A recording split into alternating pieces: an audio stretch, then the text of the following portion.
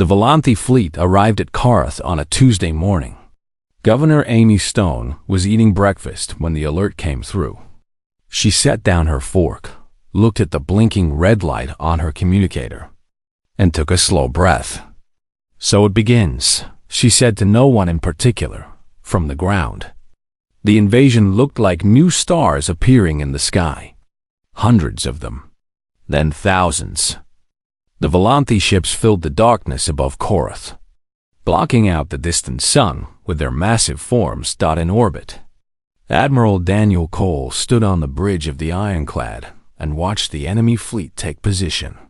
His 47 ships were arranged in a tight defensive line across the main approach corridor to the planet below. "Sensor count?" he asked. Commander Lisa Moore checked her display. 2,817 vessels confirmed. 64 of them are capital class. The rest are support and fighter carriers. The numbers were beyond terrible. They were almost funny. Almost. "Their flagship is requesting communication," Lieutenant Nathan Brooks reported. "Open the channel." The main screen flickered and High Sovereign Verith appeared. He was larger than Cole had expected, his scaled body towering above the officers around him. His 4 eyes focused on the human admiral with a mixture of curiosity and contempt. "You are the one who sent the message," Verith said. His voice was deep, rumbling like distant thunder. "The one who dared to speak to the Empire as an equal." Cole nodded. "I am Admiral Daniel Cole, and I meant every word." Verith leaned forward. "Do you understand what you face, little creature? We have burned worlds older than your entire civilization. We have erased species from existence. Entire cultures forgotten because they dared to stand against us." "I have read the reports," Cole replied calmly. "I know what you have done, and I am still here." The High Sovereign's eyes narrowed. "Then you are a fool. Your ships are toys compared to ours. Your weapons are primitive. You cannot win this battle. You cannot even slow us down." "Maybe not. But we are not leaving." Verith stared at the human for a long moment. Then he made a gesture that might have been a laugh. "Very well. I will give you one final chance. Surrender now. Order your people to evacuate. Accept Volanthi rule, and some of you may be permitted to survive as servants of the Empire." Admiral Cole did not hesitate. "No, no." Verith repeated the word as if he had never heard it before. "No, we will not surrender. We will not evacuate. And we will never serve your empire. These are our worlds, our homes, and we will defend them until the last ship, the last soldier, the last breath." The channel cut off. Verith sat back on his throne, genuinely confused. His officers exchanged uncertain glances. In 800 years, no species had ever refused the High Sovereign's offer of mercy. "What shall we do, my lord?" one of his commanders asked. Verith considered the question. The humans were clearly insane. Their defiance made no logical sense. They had to know they could not win. Yet they refused to run. "Move forward slowly," he ordered. "Let them see our full fleet enter their system. Let them count our ships. Let fear take hold in their hearts. They will break. They always break." The Volanthi Armada began its slow advance toward the human defense line. On the surface of Korath, Sergeant Kevin Grant was directing families toward the underground shelters. He was a big man with kind eyes, and he had spent 20 years protecting people who could not protect themselves. "Keep moving, folks," he called out. "Nice and calm. We have plenty of room for everyone." A young boy tugged at his sleeve. "Are the aliens going to hurt us?" Kevin knelt down to meet the child's eyes. "Not if I have anything to say about it, buddy. See those soldiers over there? They are going to keep everyone safe. And up in space, we have Admiral Cole and his fleet. They will not let anything bad happen." The boy nodded, looking slightly less scared and hurried after his parents. Kevin stood up and looked at the sky. He could see the lights of the alien fleet even in daylight now. So many ships, so many enemies. He thought about his own daughter, safe on Earth, and wondered if he would ever see her again. Governor Stone found him near the main shelter entrance. She was carrying a tablet filled with emergency protocols and evacuation routes. "How are the civilians?" she asked, scared but orderly. "We should have everyone underground within the hour." Amy nodded. Then she looked up at the sky, just as Kevin had done moments before. "I want to send a message," she said quietly. "To the Volanthi, to their leader." Kevin raised an eyebrow. "What kind of message?" "The kind that tells them who we are, what we are fighting for. They think we are primitive creatures who will run at the first sign of danger. I want to show them they are wrong." She walked to the emergency broadcast station and activated the system. Her voice went out not just to Korath, but to every human ship in orbit, and through an open channel to the Volanthi fleet itself. "My name is Amy Stone," she began.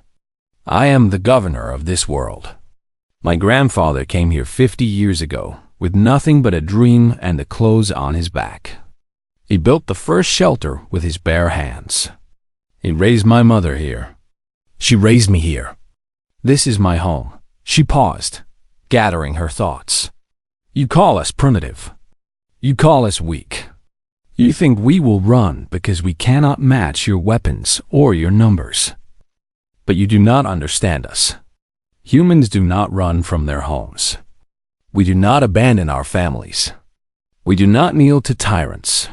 High Sovereign Vareth listened to the transmission on his bridge. His four eyes were fixed on the image of this small, fragile creature speaking with such fire. "My people will go underground," Amy continued. "We will hide in shelters our ancestors built with their own hands. And we will wait. Because even if you burn every building on this world, even if you destroy every ship in our fleet, you will never truly defeat us. We will survive. We will rebuild. And we will remember." Her voice grew stronger. "That is who we are. That is what you face. Not just soldiers and ships, but an entire species that would rather die standing than live on our knees. Think carefully before you come any closer. This is our home, and we will defend it." The transmission ended. Silence hung over the Volanthi bridge. Commander Yellen, Varath's tactical advisor, approached the throne cautiously. "My lord, shall I order the fleet to increase speed?" Varath did not answer immediately. He was staring at the spot where the human governor's image had been, his ancient mind processing something it had not encountered in centuries. Doubt. "No," he finally said. "Maintain current approach. But order all ships to active combat status. These humans, they may be more troublesome than expected." The fleet continued forward, and across the gap between stars, two civilizations prepared to collide. The Volanthi fleet crossed the invisible line at exactly 1400 hours. No alarms sounded on their ships. No warnings appeared on their sensors. One moment, they were moving through empty space. The next moment, everything changed. Chief Engineer Sam Porter had spent 3 years building the Frontier Defense Network. He was a quiet man who preferred machines to people, and he had designed a system that even he found slightly terrifying. Now, sitting in a bunker deep beneath Korath's surface, he watched his creation wake up. "Network online," he reported to Admiral Cole through the secure channel. "All platforms activating." In space, the darkness came alive. Thousands of small objects that had been floating silently for months suddenly powered up. Defense platforms, mining charges, signal jammers, decoy generators. They filled the space between the human fleet and the Volanthi armada like a minefield of nightmares. High Sovereign Vareth felt his ship shudder as the first wave of impacts struck. Alarms screamed across his bridge. Officers shouted reports he could barely understand. "What is happening?" he demanded. Sub-Commander Yellen studied the tactical display, her scaled face showing genuine fear for the first time in centuries. They seeded the entire approach corridor with autonomous weapons. Thousands of them. "Our forward escorts are taking heavy damage. Destroy them. Clear a path." "We are trying, my lord. But for every platform we destroy, 2 more activate. They are everywhere." Vareth gripped the arms of his throne. This was impossible. The humans were supposed to be primitive. How could they have created something like this? On the ironclad, Commander Elisa Moore watched the chaos unfold with quiet satisfaction. 47 Volanthi ships disabled in the first 10 minutes. Another 30 reporting critical damage. Admiral Cole nodded, but his expression remained serious. It will not be enough. They will adapt. They will push through. I know, but it will cost them. Dr. Michelle Hart stepped onto the bridge. She was the fleet's xenopsychologist, responsible for understanding how alien minds worked. She had spent weeks studying everything humanity knew about the Volanthi, and she had reached conclusions that both fascinated and disturbed her. "Admiral," she said, "may I share something with you?" Cole gestured for her to continue. "The Volanthi have conquered hundreds of species. In every case, the pattern was the same. They arrive with overwhelming force. They issue demands. The target species calculates the odds, realizes they cannot win, and surrenders. It is simple mathematics to them. And when someone does not surrender?" Michelle pulled up historical records on her tablet. "It has only happened twice in recorded Volanthi history. Both times, the wars lasted centuries. Both times, the Volanthi eventually won. But the cost was enormous. They lost more ships, more soldiers, more resources in those 2 conflicts than in all their other conquests combined." Lisa leaned forward, interested. What made those species different? They were like us, stubborn, defiant, willing to accept any cost rather than submit. Michelle met the Admiral's eyes. "The Volanthi have no concept of fighting for something beyond survival. They expand because expansion is what they do. But they do not love their empire. They do not feel passion for their cause. They fight because they are ordered to fight." Cole understood immediately. "And we fight because we have something worth fighting for." "Exactly. Our families, our homes, our freedom. These are concepts the Volanthi barely understand. To them, we are acting irrationally. We are breaking the rules of how conquered species are supposed to behave." "Good," Cole said simply. The battle continued. Volanthi ships pushed through the defense network, taking losses that would have been unthinkable against any other enemy. Their commanders screamed orders. Their warriors fought with professional skill. But nothing in their training had prepared them for an enemy that simply would not stop. On the ground, Sergeant Kevin Grant sat with a group of children in the main shelter. The sounds of distant explosions could be heard even through the thick rock above them. Some of the children were crying. Others sat in stunned silence. "Let me tell you a story," Kevin said softly. "A long time ago, back on Earth, there was a battle at a place called Thermopylae. 300 soldiers stood against an army of hundreds of thousands. A little girl looked up at him. Did they win? No, Kevin admitted. They all died. But they held their ground for 3 days. They bought time for others to prepare. And their sacrifice inspired an entire civilization to stand up and fight back. Is that what we are doing? The girl asked. Buying time? Kevin put his arm around her.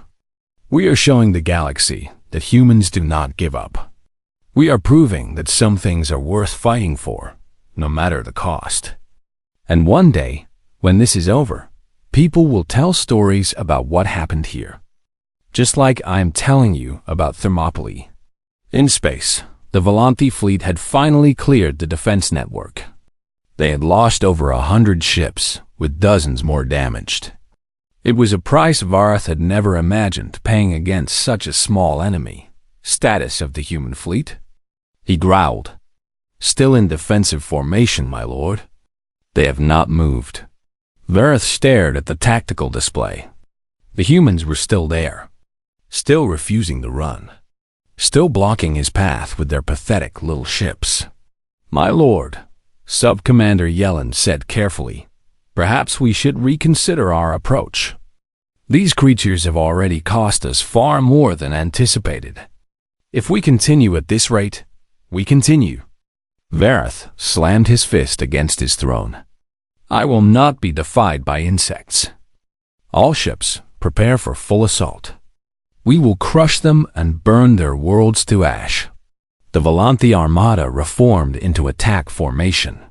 2,700 ships against 40-7. Admiral Cole watched them come. He took a deep breath and opened a channel to his fleet. All ships, this is the Admiral. What we do in the next few hours will be remembered forever. Not just by humanity, but by every species in this galaxy. We are not just fighting for our homes. We are fighting to show the universe that there are still people who believe some things are worth dying for. He paused, looking at the faces of his crew. Young men and women who had trusted him with their lives. Today, we teach the Volanthi what it means to face humans. All ships, execute Protocol 17. The human fleet surged forward, directly into the teeth of the enemy armada. And across the void of space, two very different kinds of warriors prepared to see which one would break first. The first human ship to fall was the destroyer Reliant. She took a direct hit from a Volanthi particle cannon and broke apart in seconds.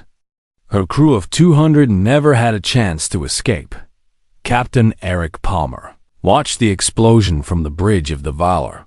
He had served with the Reliance commander for 15 years. They had been friends.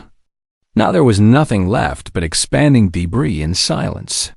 Incoming fire port side, his tactical officer shouted. Evasive pattern Delta.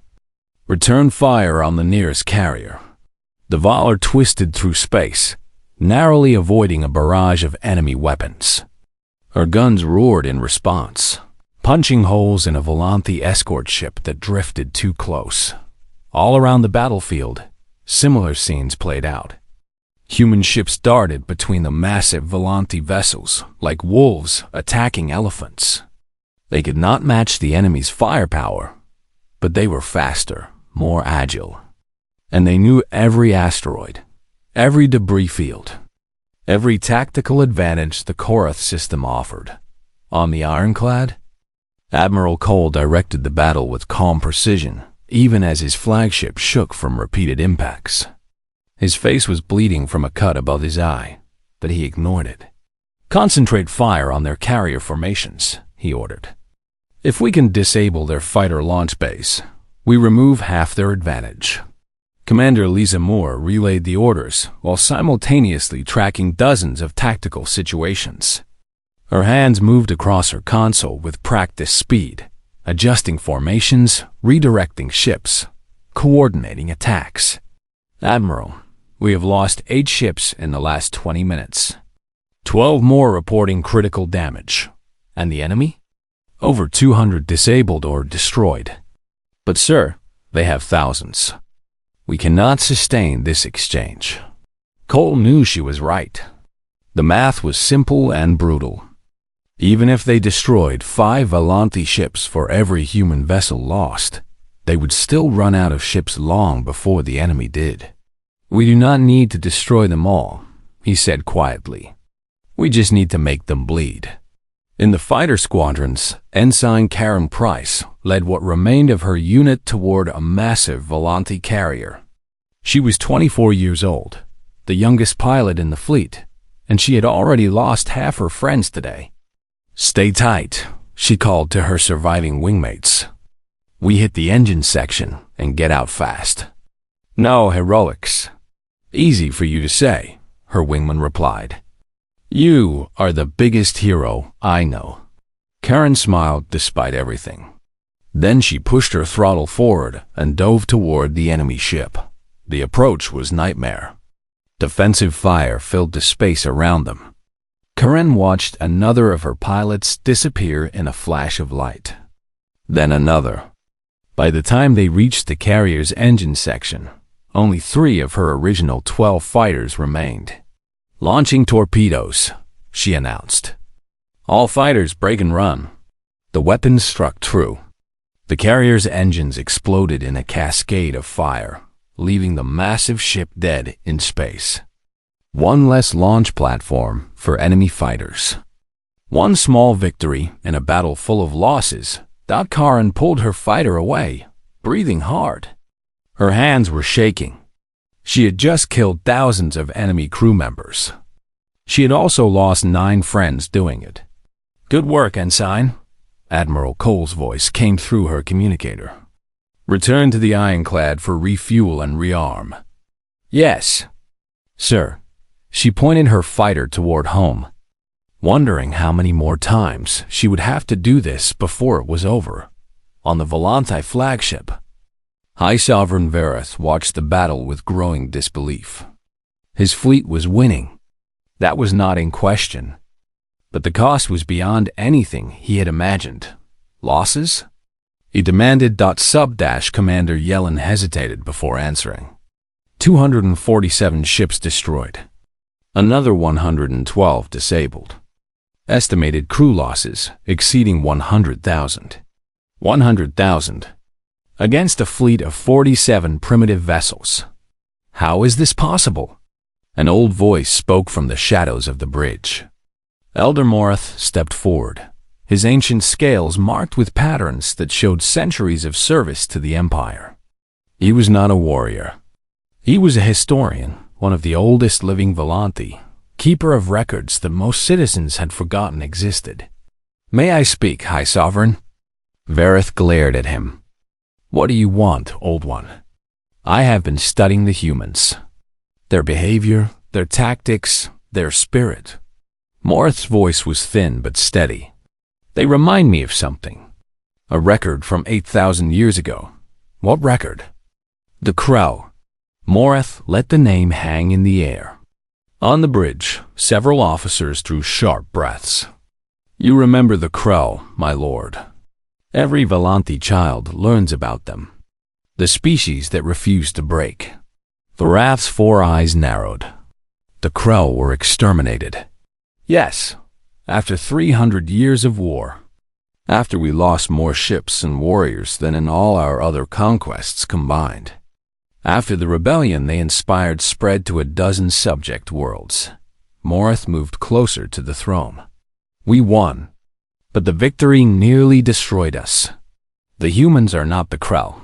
No, they are worse. Morath gestured at the tactical display. The Crow fought because they hated us. These creatures fight because they love their homes. That is a far more dangerous motivation. Hatred burns out.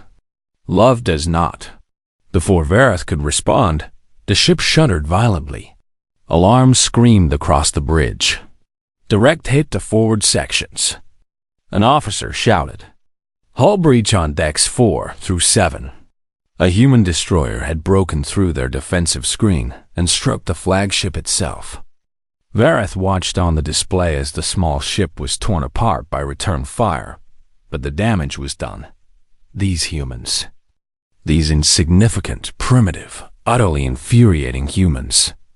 They had struck the flagship of the Volanti Empire. Destroy them all. Vareth roared. Every ship. Every settlement. Burn their worlds until nothing remains but ash.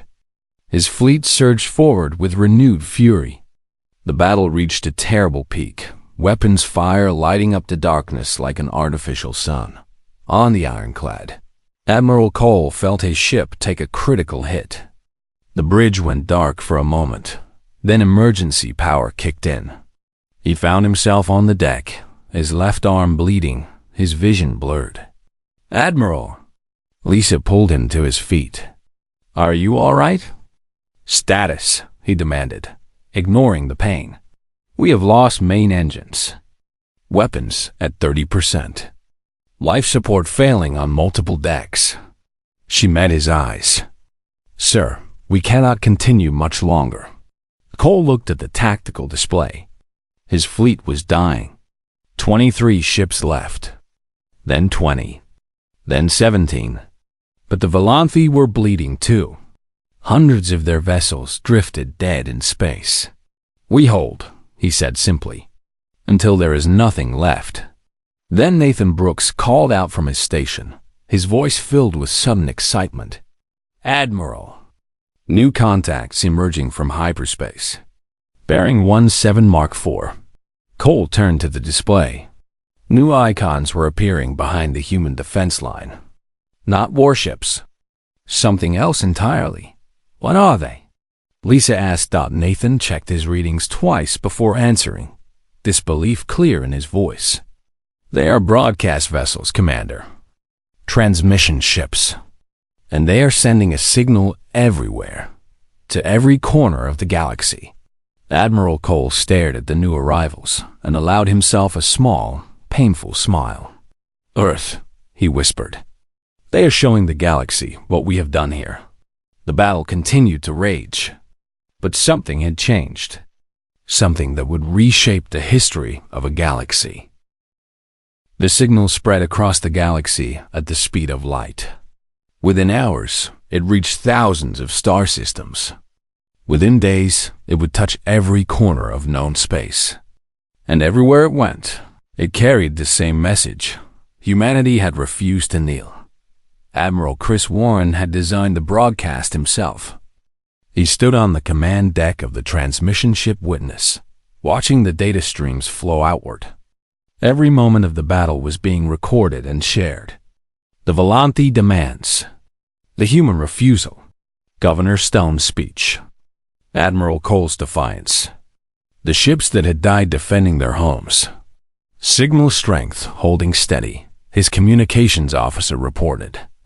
"We have confirmed reception in over 600 systems so far." Warren nodded. This was not a military weapon. It was something far more dangerous. It was proof. Proof that the Volanthi Empire could be challenged.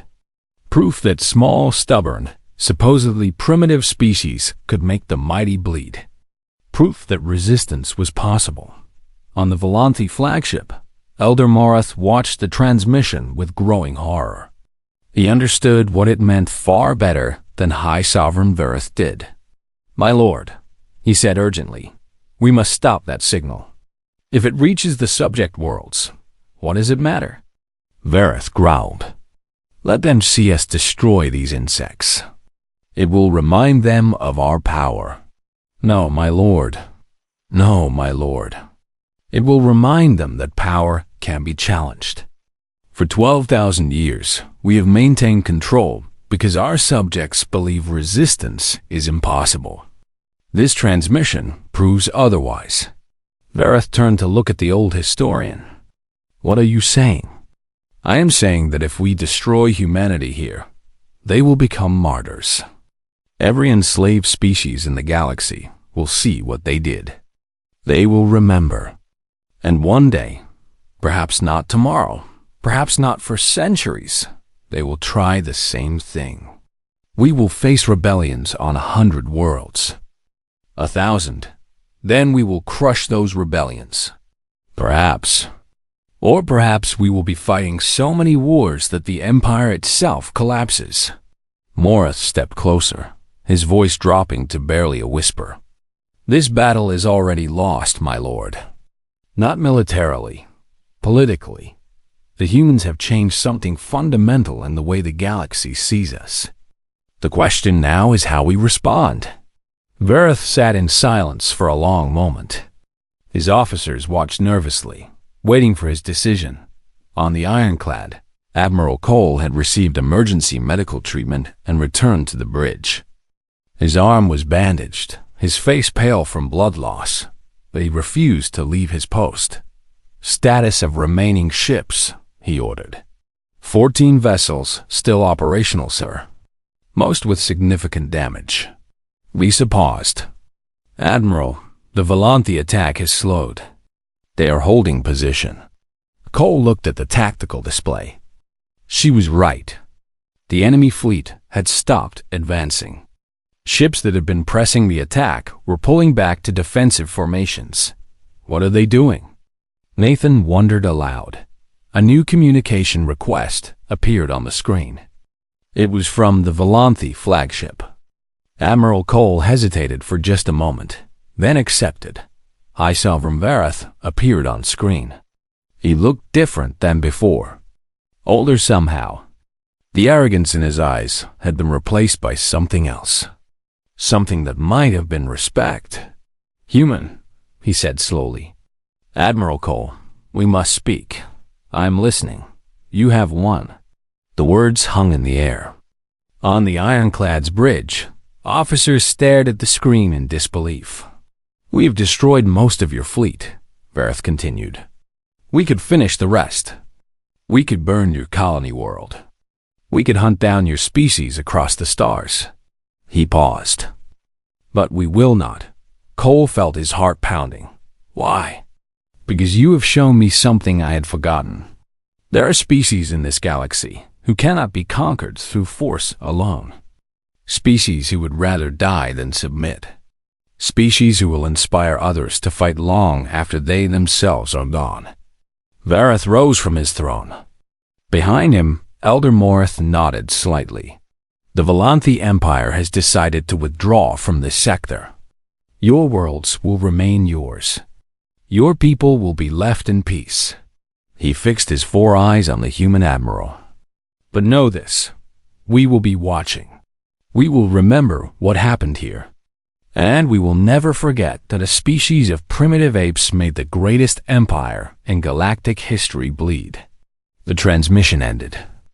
And slowly, impossibly, the Volanthi fleet began to turn away. On the surface of Karath, the people in the shelters did not know what was happening. Sergeant Kevin Grant received the update on his communicator and had to read it 3 times before he believed it. They are leaving, he said softly. Then louder, they are leaving. We won. The shelter erupted in cheers. People hugged each other, tears streaming down their faces. Children laughed without understanding why. And Kevin Grant sank to his knees, overwhelmed by emotions he could not name. Governor Amy Stone emerged from the command bunker to watch the Volanthi ships disappear from the sky. One by one, the terrible lights winked out until only stars remained. Her grandfather's stars. Her mother's stars. Her stars. A young girl from the shelter walked up to stand beside her.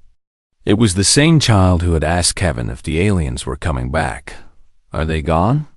She asked. Amy looked down at her and smiled.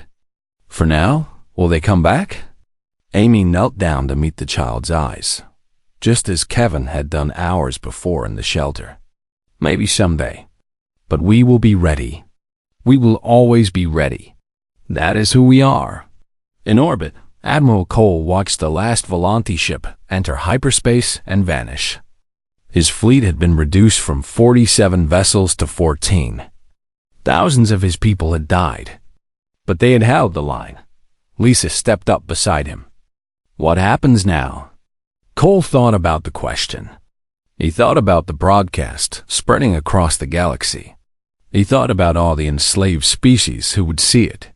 He thought about the hope it might kindle in hearts that had known only despair. Now, he said slowly, we rebuild. We get stronger.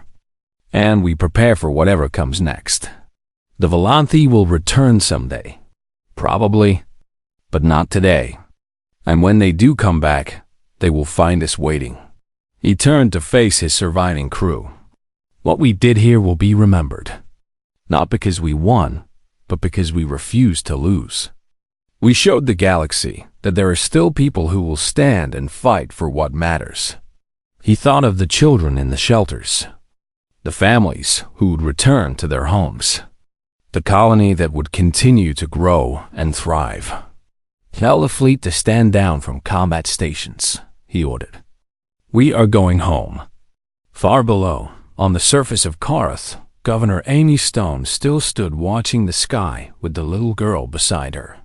The sun was rising over the rocky landscape, painting the clouds in shades of orange and gold. "What is your name?" Amy asked the child. "Hope," Amy smiled. It seemed fitting somehow. "Well, Hope," she said, "let me tell you a story about the day humanity told the greatest empire in the galaxy to halt." And they listened.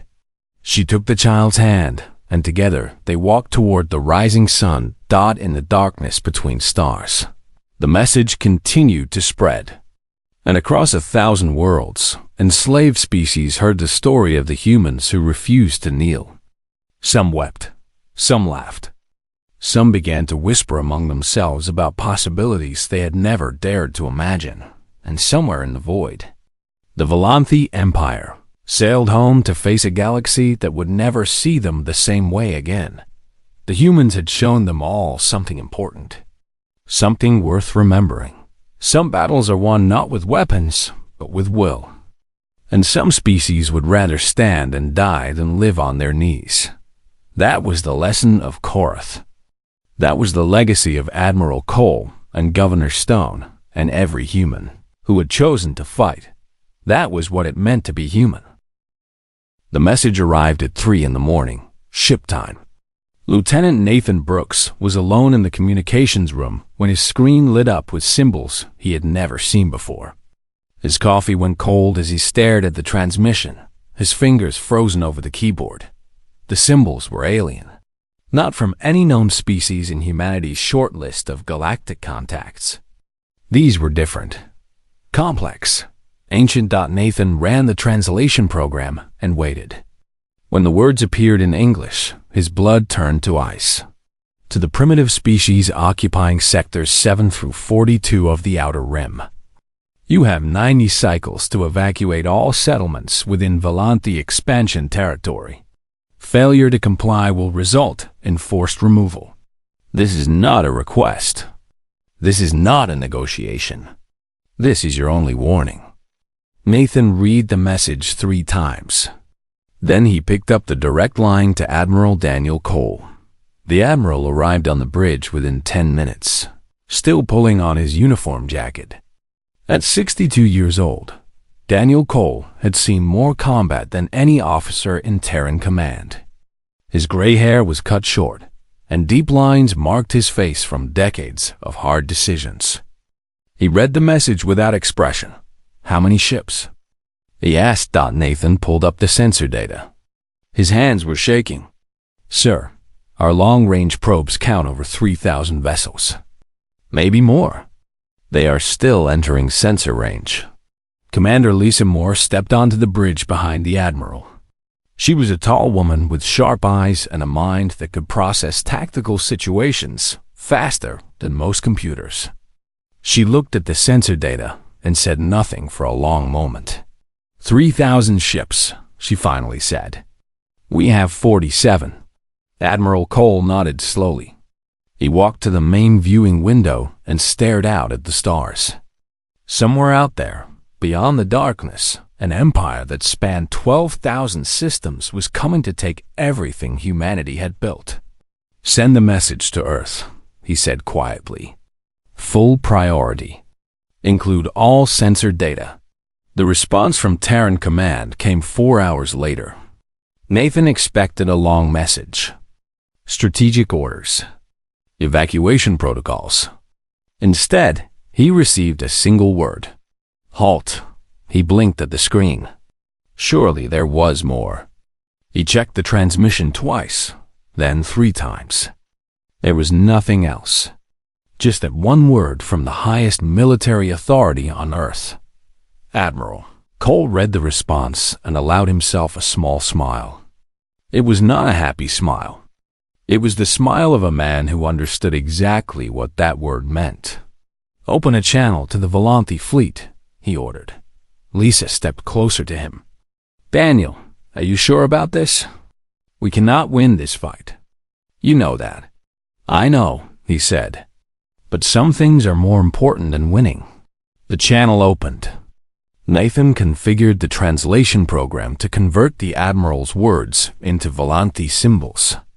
Across the void of space, on a flagship larger than a small moon, the message would be received by beings who had never been refused anything in their long history of conquest.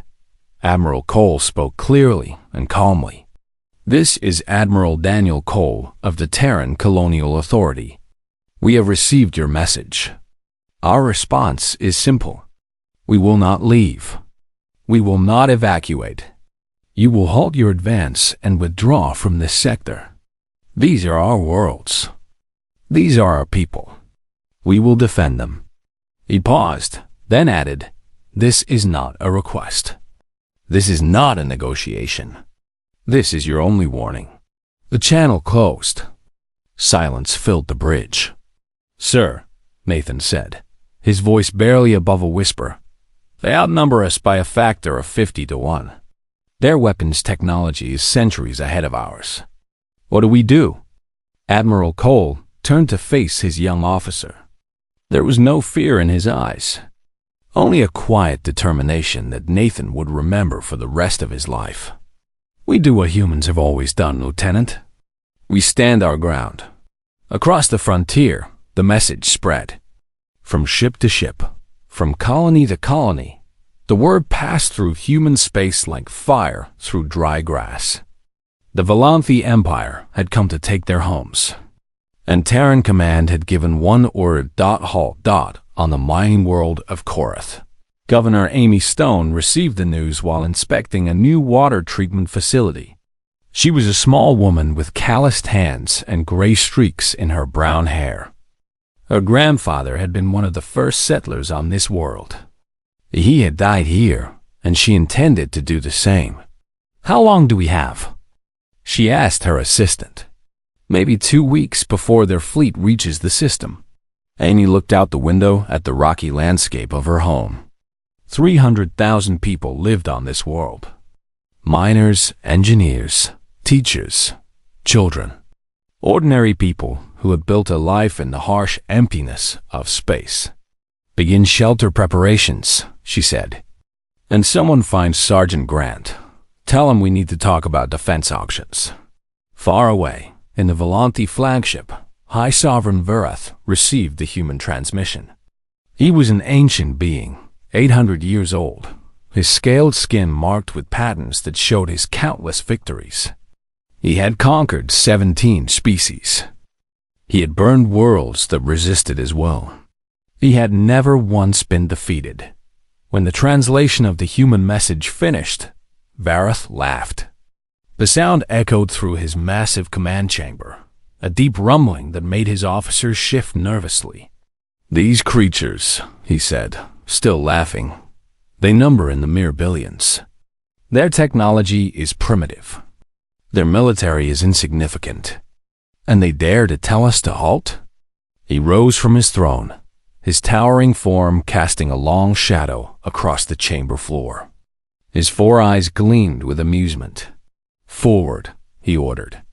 Let them see what an empire looks like. When they witness the true scale of our power, they will fall to their knees and beg for mercy. His officers obeyed without question. The fleet moved forward, a wave of destruction advancing toward the human frontier. On the bridge of the ironclad, Admiral Cole watched the sensor data update. The Volanthi fleet was coming. 3,000 ships against 47. All hands, he announced over the ship-wide channel. This is the Admiral. You have all seen the situation. You know what we face. I will not lie to you and tell you that we will win. But I will tell you this. Behind us are 40 worlds. 12 billion of our people. Our families. Our children. Our future. He took a breath. We will not run. We will not hide. We will show the galaxy what it means to be human. All stations, prepare for combat operations. The channel closed, and across the frontier, Humanity prepared to make its stand.